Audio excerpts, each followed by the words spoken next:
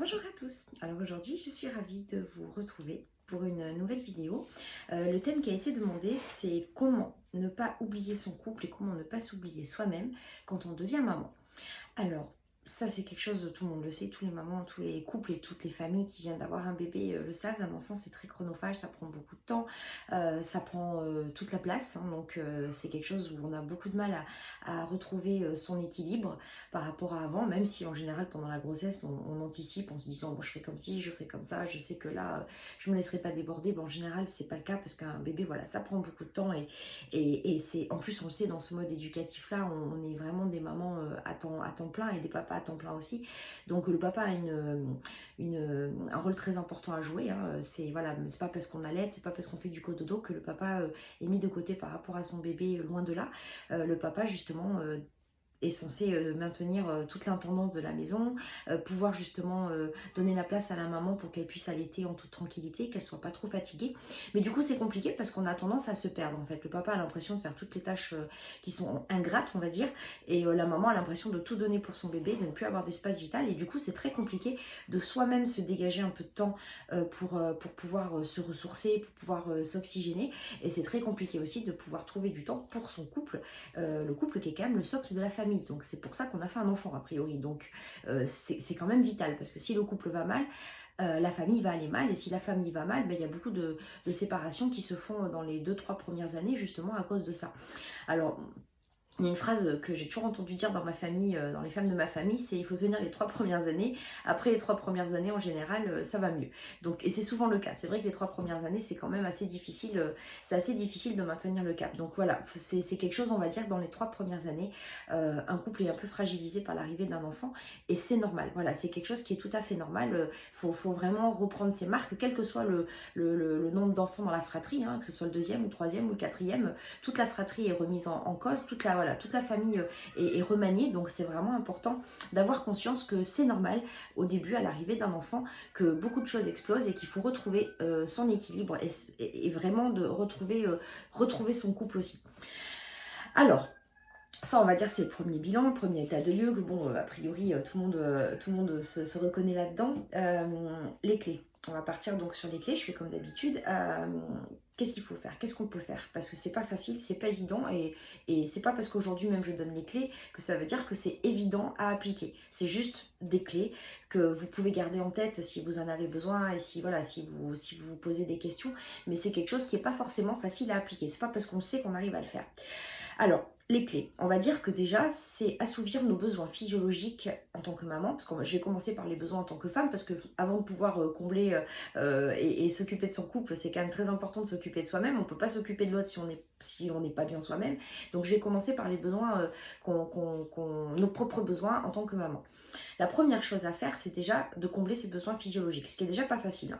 Hein. Essayer de dormir en même temps que bébé dort pour pouvoir récupérer, essayer de manger bien aussi. Alors quand je dis manger bien, c'est manger sainement, mais pas que, se faire plaisir aussi, parce que la nourriture, c'est quelque chose qu'on a 3 fois par jour a priori, le petit déjeuner, le déjeuner, le dîner. Si au moins sur un repas, on arrive à se faire plaisir, ça fait partie quand même, voilà, ça permet de remplir son corps d'ocytocine, de remplir son réservoir, de se faire du bien et de se dire, bon bah, au moins il y a eu ce plaisir-là. Moi, je sais que je me suis toujours fixée de faire 3 choses dans la journée qui vraiment me font plaisir. C'est quelque chose d'essentiel pour pouvoir justement surmonter un petit peu ces premières années, ces premiers mois qui sont difficiles. Donc déjà, voilà, vraiment combler ces besoins-là, c'est le sommeil et l'alimentation, et vraiment ne pas lésiner là-dessus. La deuxième chose à faire aussi, ça c'est pas facile, c'est de savoir déléguer.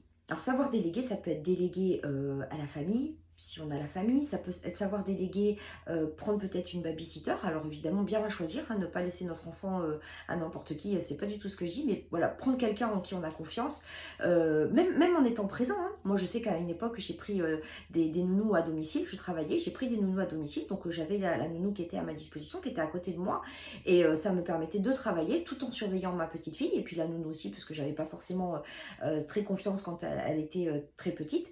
Donc, mais ça permet quand même de souffler un peu. Le papa aussi. Alors le papa, il faut savoir aussi faire confiance. Les mamans, je sais, ont beaucoup de mal, surtout quand on est dans cette éducation-là. On est très à l'affût, à la recherche de la petite bête, à dire au papa, faut pas faire comme ci, faut pas faire comme ça.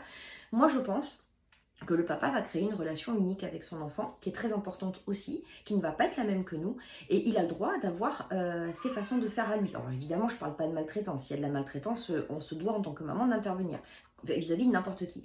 Mais le papa va avoir une relation qui est à lui, avec son enfant, et même si ce n'est pas exactement comme on a envie, nous, qu'on voudrait qu'il fasse, il faut l'accepter. Je crois que c'est important aussi, parce que ça va faire partie aussi de la façon dont le papa va pouvoir prendre sa place dans la famille. Et ça, c'est important, parce que quand on dit remettre, nous retrouver, mais c'est important aussi que papa ait sa place dans la famille et surtout réussisse à trouver là où il doit se trouver et là où il doit intervenir, comme il doit intervenir, et qu'il soit à l'aise en plus. Parce que beaucoup de mamans se plaignent que le papa n'est pas du tout investi dans la relation avec les enfants, mais moi, de ce que j'en vois, il y a beaucoup de mamans qui ne laissent pas la place au papa. Donc ça, c'est important aussi. Il faut quand même, dans une relation, on est toujours deux, il faut savoir prendre ses responsabilités. Et c'est important de laisser en tant que maman la place au papa. Parce que justement, on va pouvoir déléguer, on va pouvoir prendre ce temps pour soi, pour pouvoir remplir notre réservoir.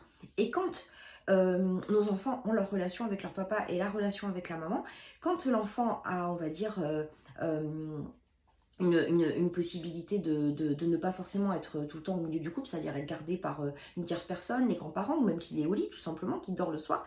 Ça permet aussi, en ayant chacun notre place, que papa et maman se retrouvent aussi. Parce que ça évite les reproches, ça évite les tensions, et ça c'est important, c'est vraiment important. Moi je trouve que ce qui est important aussi, c'est au-delà du fait de s'octroyer du temps pour nous, c'est de réserver par semaine, par quinzaine, par mois. Le mieux, c'est quand même par semaine, parce qu'on a besoin de se reconnecter en tant que parents, en tant que couple, plus d'une fois par mois. Et je trouve que c'est important de se réserver une soirée en se disant, bon, bah, ce soir, voilà, l'enfant dort à telle heure, on a l'habitude qu'il dorme à telle heure. Après, j'ai pas d'horaire, hein. Moi, je sais que ma petite, elle se couche à 10h, voilà, elle n'a pas forcément d'horaire, elle s'endort à 10h, à 9h30, 9h, ça va être suivant vraiment ses besoins à elle. Donc, suivant ses besoins à elle, mais on se garde une soirée en se disant, ce soir, c'est notre soirée, on se fait un petit dîner en amoureux, alors à la maison, hein, on sort pas forcément, mais on a prévu un bon repas, on a prévu une soirée apéritif, un apéro dînatoire, un bon film, ou, voilà, mais une soirée où vraiment on passe du temps tous les deux, en tant que couple et en tant qu'amoureux, on a besoin de ça. Et ça c'est hyper important, parce que souvent nos hommes se sentent très délaissés par l'arrivée d'un bébé, parce qu'ils se sentent perdus, ils ne savent pas comment faire, et ça c'est vraiment important qu'ils se rappellent pourquoi on a fait un enfant, ensemble. Ça c'est vraiment capital. Et je dirais que la dernière chose, c'est quand on le peut, et essayer de pouvoir le faire, c'est oser ne rien faire.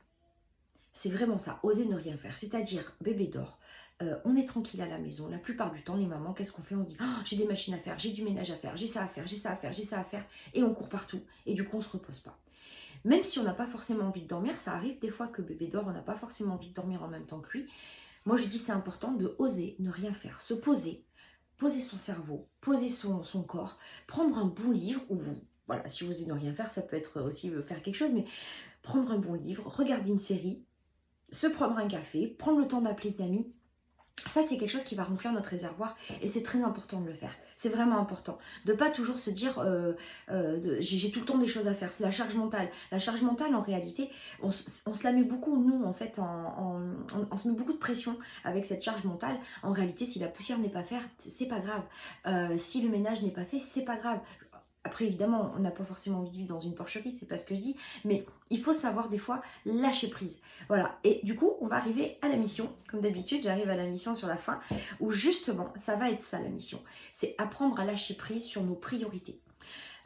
Beaucoup de papas et de mamans sont vraiment stressés à l'idée de ne pas avoir fait telle lessive, de ne pas avoir fait ci. Alors, évidemment, il faut que l'enfant ait un minimum de quoi s'habiller, mais s'il est habillé 2 fois de suite avec le même vêtement, c'est pas dramatique. Il faut savoir vraiment, parfois, lâcher prise et passer des bons moments, savoir se poser, ne pas culpabiliser de ça, parce que au bout d'un moment, c'est invivable. On ne peut pas continuer à tout le temps se mettre une pression monstre et à se dire je dois le faire. Voilà. Les mamans et les papas ont vraiment une pression dans cette société où on se doit d'être parfait. Donc non, on n'a pas besoin d'être parfait. L'essentiel, c'est que nos enfants enfants soient bien, voilà, qu'ils aient leurs besoins physiologiques essentiels satisfaits, que nous, on ait aussi nos besoins physiologiques essentiels satisfaits, parce que nos besoins basiques, s'ils ne sont pas satisfaits, à un moment donné, on pète un plomb et ça ne va pas.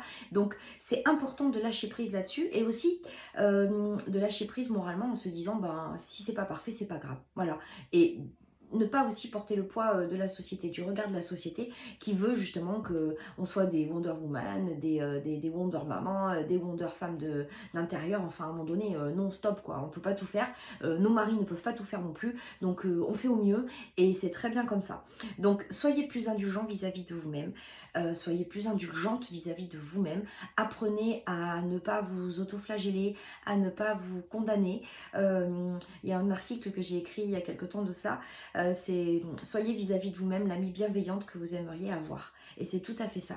Restez bienveillante, restez bienveillant vis-à-vis de vous-même, vis-à-vis de votre compagnon, vis-à-vis de vos enfants. Voilà, la Terre va pas s'arrêter de tourner parce que vous n'êtes pas parfait. Et c'est très bien comme ça. Voilà, vous êtes parfaitement humain et c'est très bien comme ça. Bon, bah écoutez, je crois que cette vidéo est terminée. J'espère que ça a pu vous aider. J'espère que ces clés ont pu vous apporter quelques éléments. Je vous dis à demain pour un autre thème. Demain, demain et après-demain, on est sur le thème des... comment favoriser la coopération de nos adolescents sur les tâches ménagères et sur l'implication de vie de famille. C'est un sujet qu'on m'a beaucoup demandé, donc je partirai là-dessus. Et si ça vous intéresse, n'hésitez pas à commenter en dessous de la vidéo. Et n'hésitez pas à vous abonner non plus si vous le souhaitez. Et je vous remercie en tout cas de m'avoir suivi. Je vous souhaite une très bonne fin de journée. Au revoir, à bientôt.